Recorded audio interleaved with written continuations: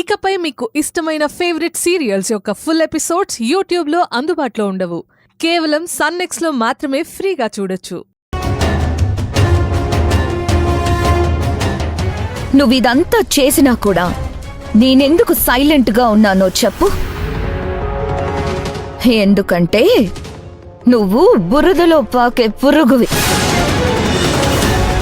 నేను చెయ్యి వేస్తే నా చేతికి బురద అంటుకుంటుందని నిశ్శబ్దంగా ఉన్నాను.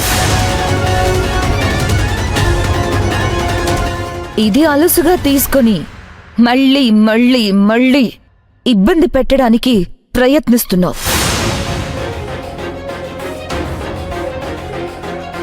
శిశుపాలుడు నూరో తప్పు చేసిన తర్వాతే శ్రీకృష్ణుడు శిశుపాలుణ్ణి నిండు సభలో చీల్చి చెండాడాడు. అలాగే నీ పాపాలు కూడా లెక్క పెడుతున్నాను. నిన్ను పూర్తిగా ఫినిష్ చెయ్యాలని నేను ఆల్రెడీ డిసైడ్ అయిపోయాను.